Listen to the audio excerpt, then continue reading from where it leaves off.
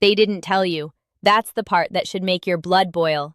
Because in this scenario, a unanimous Supreme Court decision comes down, 9-0, every single justice, and it has the potential to reshape the legal ground beneath millions of gun owners in America.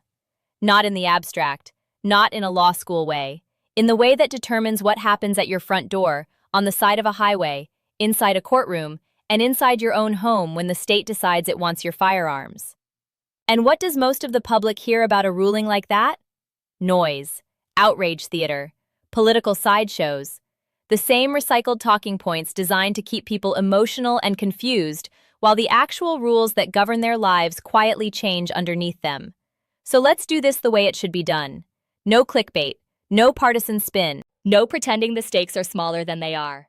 Just the truth. What a unanimous Supreme Court ruling like this would mean for your Second Amendment rights, your Fourth Amendment protections, your Fifth Amendment rights, and your due process, especially when the government is trying to use civil orders as a shortcut to take firearms first and sort the facts out later. If you follow legal updates because you carry, because you keep firearms for home defense, because you have a permit, because you travel, because you have a family, and you refuse to be caught unaware, then you already know why this matters. And if you don't follow legal updates, you need to understand something that's uncomfortable but real.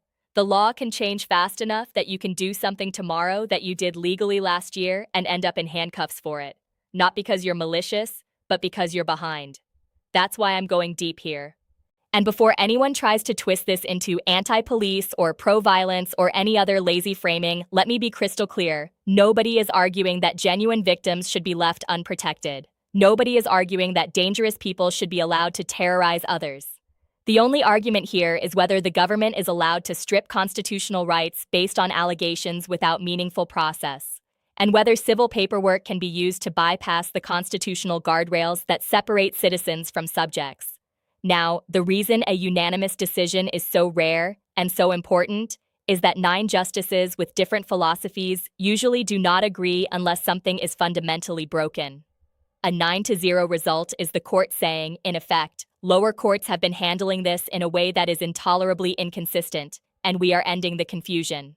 That inconsistency has been the hidden scandal for years. Depending on where you lived, you could be entitled to robust due process before losing your firearms, or you could be stripped of your rights based on a rushed, informal procedure that would never be tolerated if the right being restricted were speech, religion, or voting. Different courts use different burdens of proof. Some treated minimal evidence as enough. Some demanded more. Some allowed broad seizures quickly. Some required a more developed record. Some treated protective orders like a narrow civil tool.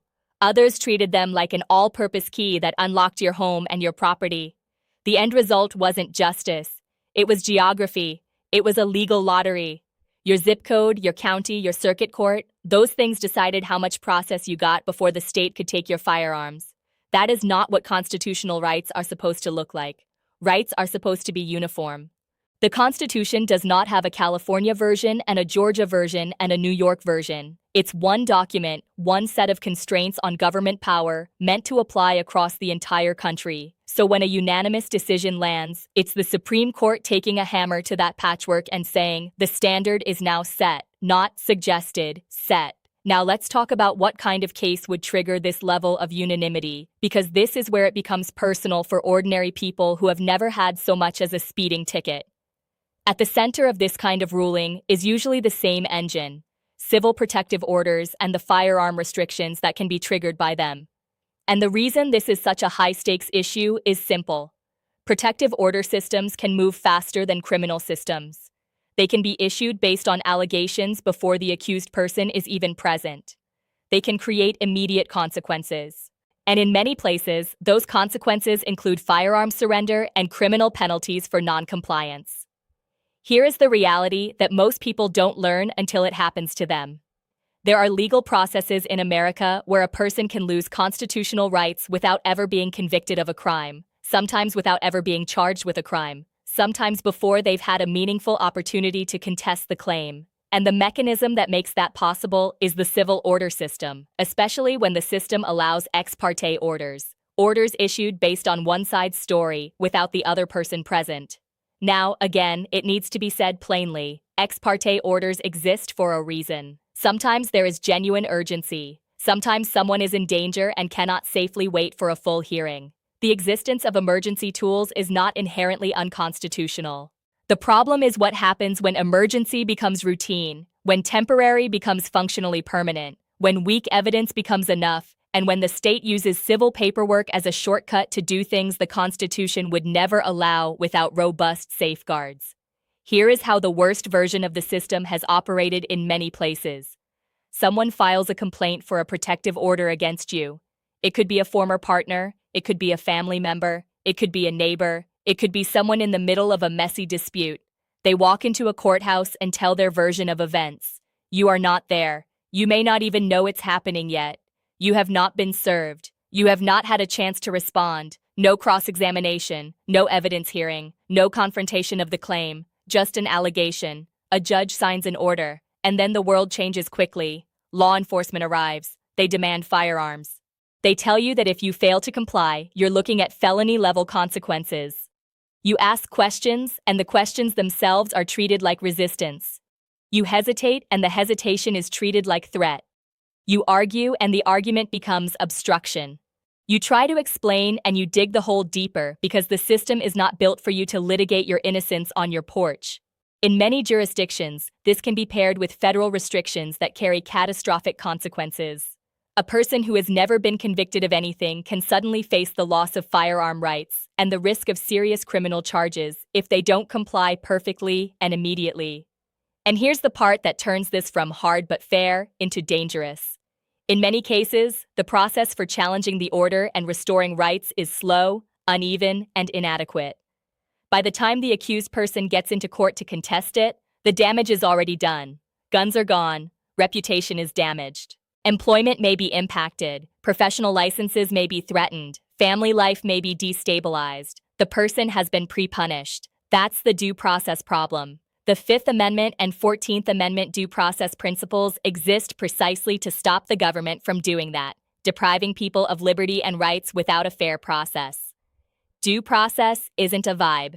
It's not a technicality. It's a constitutional requirement that the state must follow before it takes something fundamental from you. So what does a ruling like this do? It forces courts to stop treating due process like paperwork.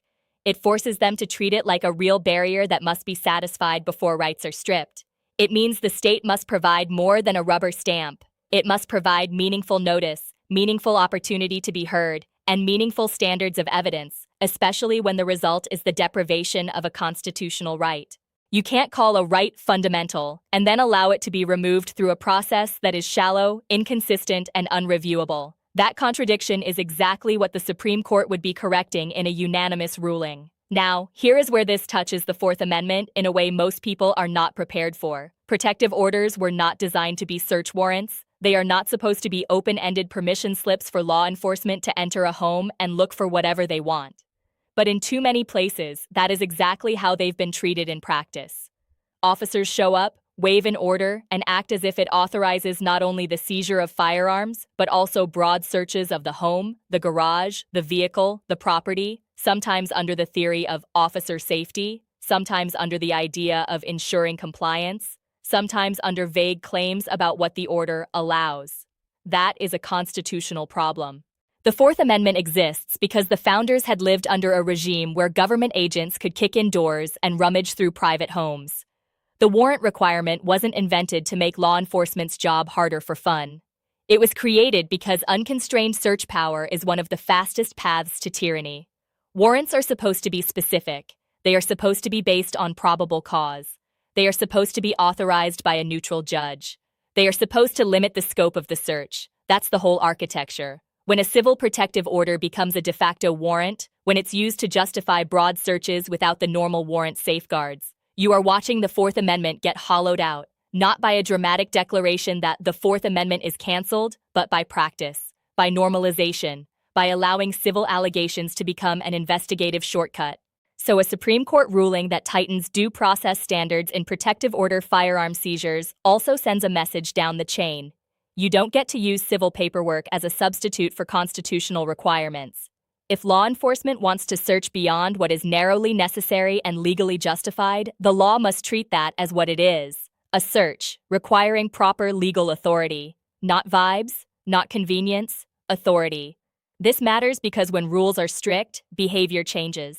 That's not theory, it's deterrence. When officers know courts will suppress evidence or sanction overreach, officers follow tighter procedures. When courts tolerate shortcuts, shortcuts become habit. Constitutional guardrails only function if courts enforce them. Now here's where the implications extend further than most people realize, and it's the reason legal scholars immediately start connecting dots. The logic that protects people from being stripped of rights through weak ex parte processes does not stop with protective orders. It applies naturally to red flag laws, often called extreme risk protection orders.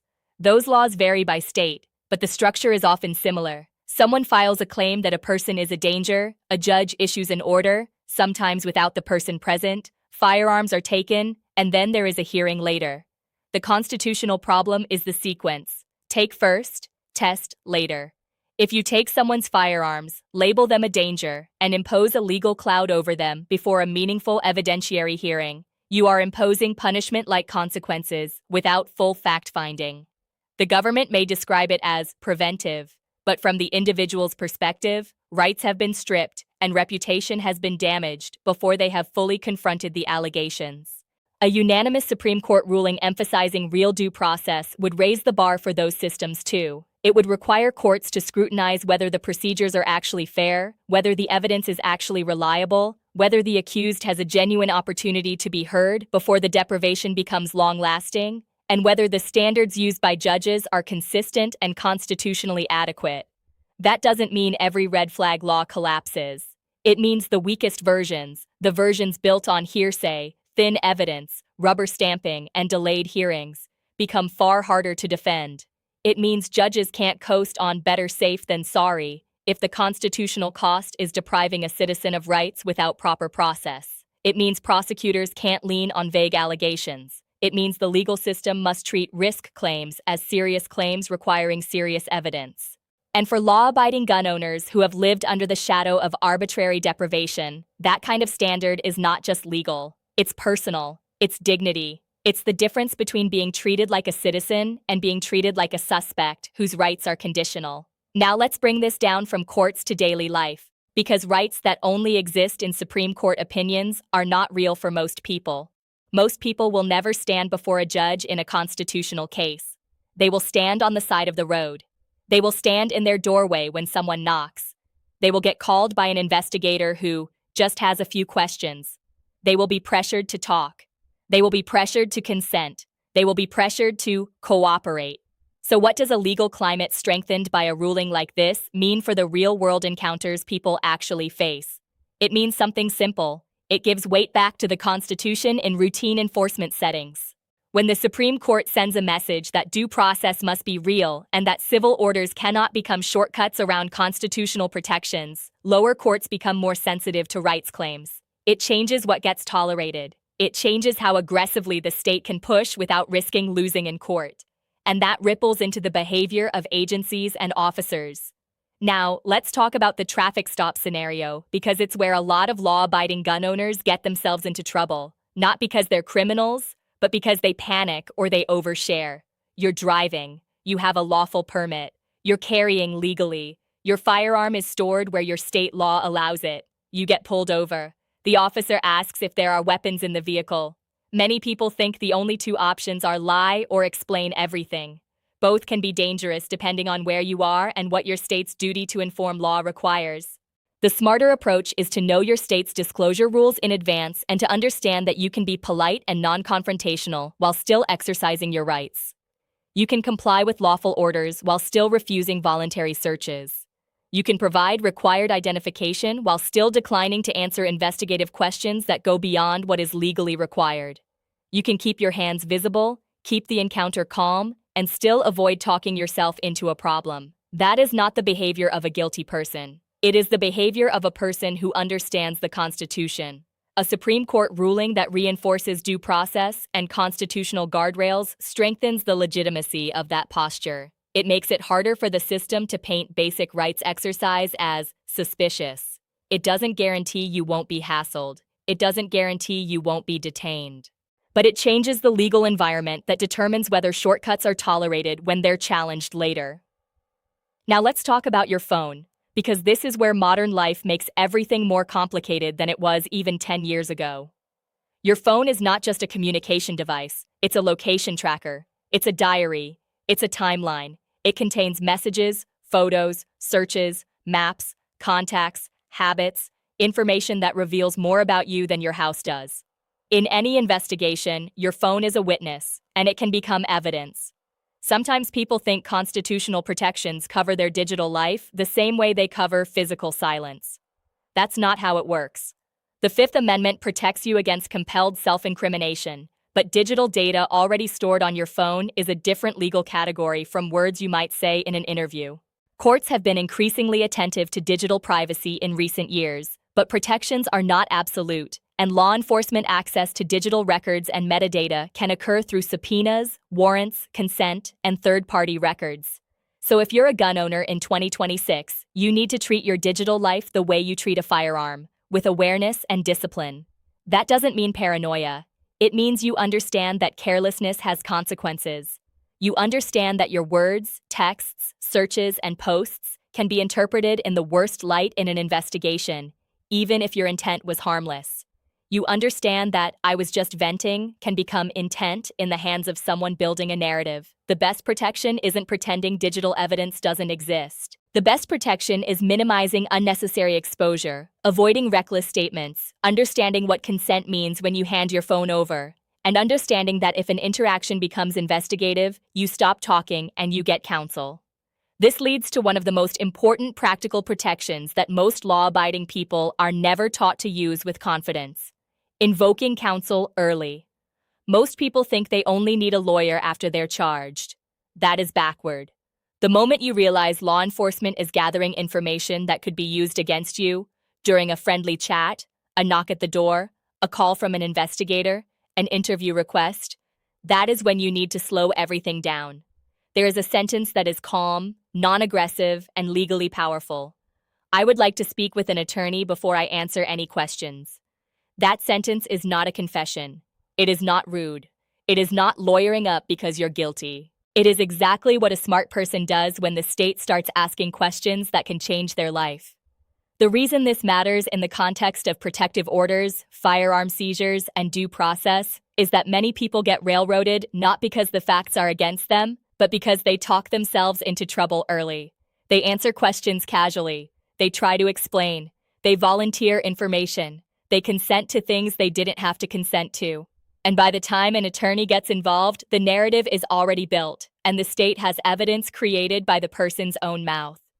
A legal environment that emphasizes due process is helpful, but due process still requires you to protect yourself. The system does not automatically pause because you are innocent. It moves fast. And if you don't know when to stop talking, you hand the system a weapon to use against you. Now, there is another dimension to all of this that affects not just you, but your entire household. When a protective order is filed against someone, it doesn't exist in a vacuum. It creates a legal cloud. It can affect where someone can live, what they can possess, what they can access, and sometimes what others in the household can access, depending on the jurisdiction and the terms of the order. Families who keep firearms for home defense, especially in rural areas where response times can be long, can find themselves abruptly disarmed based on paperwork, with little warning, and under a system that may not provide meaningful process until later. An allegation on a Monday can become a serious legal restriction by Monday afternoon. The family's safety plan changes instantly. The household's routine changes instantly. The emotional and reputational consequences hit instantly. That is why due process isn't a philosophy. It's a real-world shield. It is the difference between "we are taking steps after a fair hearing" and "we are punishing first and sorting it out later." A unanimous Supreme Court ruling demanding rigorous process before rights are stripped is a practical protection for families. It reinforces the presumption of innocence, not as a slogan, but as a living requirement. It insists that allegations are not convictions and that the state must earn the power to deprive through a fair procedure. Now, I want to talk directly to the people who think they are too careful, too boring, too law-abiding for any of this to matter. Most people who get caught in legal machinery did not see it coming. They weren't trying to become a case. They weren't trying to become an example. They were ordinary people who assumed the system would treat them fairly because they had done nothing wrong. They assumed truth would be enough. They assumed compliance would protect them. They assumed that because they are not the kind of person who gets in trouble, trouble could not find them. That's not how it works. Accidents happen. Misunderstandings happen. People lie. Former partners get vindictive. Neighbors escalate disputes. Family members weaponize systems. The legal machine, once engaged, does not slow down because you're a good person. It moves at its own pace. And if you are not prepared with knowledge, prepared with restraint, prepared with the discipline to stop talking and seek counsel, you can make mistakes in the first 5 minutes of an encounter that haunt you for years. That's why knowledge matters more than outrage. Outrage doesn't protect you at the door. Knowledge does. Now, we need to be clear-eyed about what comes next. A ruling like this, one that reinforces due process and pushes back against shortcuts, is a win for constitutional protections. But it is not the end of the fight. It never is. States that have been aggressive in gun control and civil order enforcement are not going to read a Supreme Court decision and quietly retreat into humility. They will look for workarounds. They will draft new statutes that test the edges of what the court said. They will adjust definitions. They will change procedures. They will add administrative layers. They will bet that complexity will overwhelm ordinary people. Some jurisdictions may push red flag enforcement harder, not softer, calculating that even if the standard is higher, the average citizen won't have the resources to fight quickly and effectively. Some may expand lists of prohibited conduct or broaden what triggers restrictions. Some may attempt to treat new categories of orders as different from the ones scrutinized by the court in hopes of escaping strict review. That's how legal resistance works. It's not always open defiance, it's adaptation. So the question becomes, what do you do right now in a world where the rules are tightening around due process, but the regulatory environment is still shifting? You do 3 practical things, and none of them are complicated, but all of them require action.